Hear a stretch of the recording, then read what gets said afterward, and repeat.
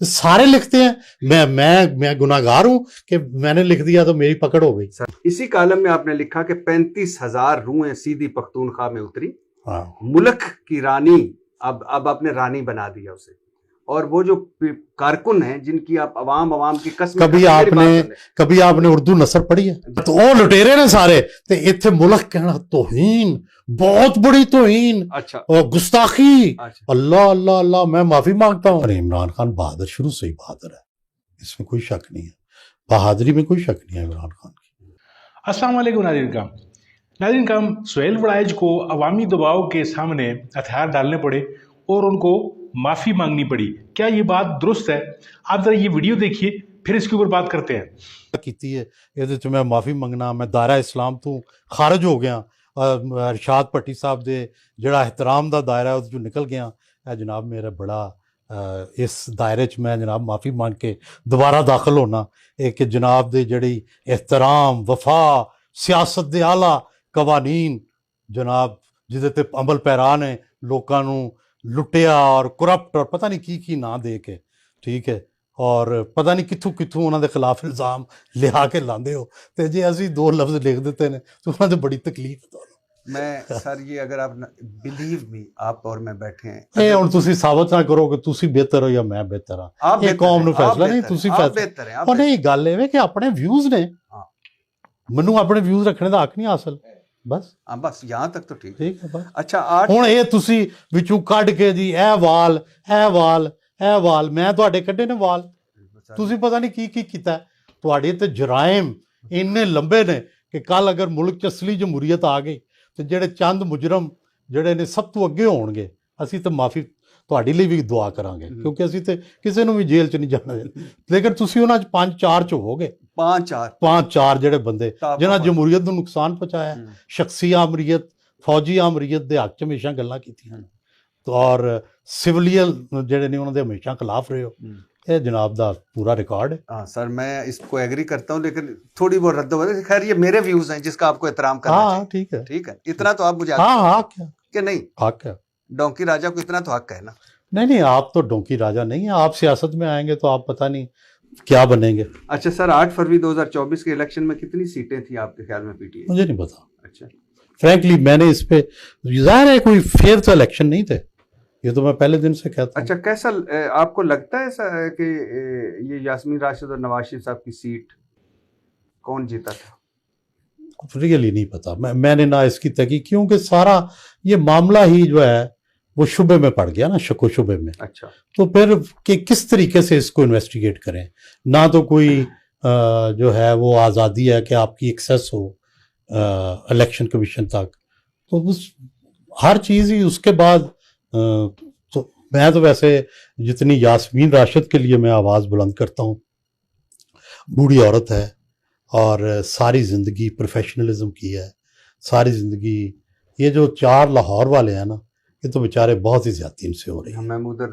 محمود الرشید, اعجاز چودھری, چیمہ صاحب, وہ چیمہ بیچارہ تو ساری اس کا نہ کوئی حکومت میں لین دین نہ کچھ, وہ تو آخری دن 2 دن گورنر بنا ہے اور وہ بیچارے دی انی گورنر ہی نہیں رہی جتنی وہ جیل ہو گئی ہے. اعجاز چودھری پتہ نہیں بیچارے کو ہارٹ کی پرابلم ہے کیا ہے. یہ پیور پولیٹیکل لوگ ہیں, یہ تو کوئی بیچارے نہ ٹیررسٹ نہ کچھ. سر آپ کو لگتا تھا عمران خان اس ہمت سے جیل کاٹ پائے گا؟ اور عمران خان بہادر شروع سے ہی بہادر ہے, اس میں کوئی شک نہیں ہے, بہادری میں کوئی شک نہیں ہے عمران خان کی. آپ کو لگتا تھا جیل جائے گا تو جو ہم بہت ایک تاثر تھا جیل جائے گا فارغ ہو جائے گا؟ نہیں, وہ بڑا عمران خان کو ہم تو اس وقت سے جانتے ہیں نا جب یہ ریس کورس پارک میں یا لارنس گارڈن میں دوڑ لگاتا تھا. اتنی کوئی دوڑ ہی نہیں لگا سکتا. تو جو بندہ پھر وہ ناقابل یقین کام کرے تو وہ کوئی بھی کام کر سکتا ہے. اور واپسی نظر آتی ہے آپ کو؟ مفاہمت, ملک کا فائدہ اس میں ہے. دیکھو ہو سکتا ہے کل پی ٹی آئی کے لوگ 9 مئی کے وقت بھی کہتے تھے, آج بھی کہتے ہیں کہ جی بغاوت ہو جائے گی, یوں ہو جائے گا فلانا, اس سے بھی کچھ نہیں ملے گا. فرض کرو اگر کامیاب بھی ہو جائے ہم پیچھے چلے جائیں گے. اور مفاہمت ہوتی نظر آ رہی؟ دیکھو نہ بھی نظر آئے نا پھر بھی اس کا حل یہی ہے. دیکھو کہ نہ آپ ہمیشہ عمران کو جیل میں رکھ سکتے ہیں، نہ یہ کر سکتے ہیں کہ یہ سارے اپنی اپنی کرسیاں اٹھا کے گھر چلے جائیں. ناظرین کرام، کچھ عرصہ قبل سہیل وڑائچ نے ایک انتہائی نازیبا کالم لکھنے کی کوشش کی، اور وہ کالم چلا تو نہیں، اس کی تو خیر بائیکاٹ بھی ہو گیا، لیکن بہرحال اس نے اپنی نیت جو ہے وہ صاف ظاہر کر دی تھی، اور اس میں اس نے بشرا بیوی کی شان میں کچھ گستاخی بھی کی. یعنی بیسیکلی شان میں کیا گستاخی کی، اس نے کچھ نقلیں وغیرہ اتاری اور کچھ جنات اور جس طرح کے یہ جیو والے کہتے رہتے ہیں، تو انہوں نے کچھ اس طرح کی کچھ چیزیں کالم میں بھی لکھی، جس کا سوشل میڈیا پہ کافی جو ہے وہ طوفان بدتمیزی جو ہے وہ آپ کو نظر بھی آیا. ایک ویڈیو میں نے پہلے بھی ڈالی ہے جس میں وہ پورے کا پورا جو ہے وہ ارشاد بھٹی صاحب اس کے ساتھ کافی کتوں والی کر رہے تھے. تو ابھی جو ہے وہ سوشل میڈیا پہ ایک دوبارہ ایک ایسا کوئی چیزیں نظر آ رہی تھیں جیسے سہیل وڑائچ جو ہے وہ معافی مانگ چکا ہے یا معافی مانگ رہا ہے. لیکن ناظرین کرام، اس طرح کی کوئی بات نہیں ہے. سوچ کہتے ہیں نا کہ سانپ کو جو ہے وہ 100 سال تک آپ کسی سوراخ میں کسی یعنی پائپ میں ڈال کر رکھیں تو وہ بعد میں جب نکلے گا تو وہ ٹیڑھا ہی نکلے گا. تو اس شخص نے کبھی بھی معافی نہیں مانگی. یہ جھوٹی خبر پھیلائی گئی ہے سوشل میڈیا پہ، جیسا کہ آپ نے ویڈیو میں دیکھ بھی لیا ہے. آخر میں جا کر وہ تھوڑا سا نرم پڑ گیا تھا.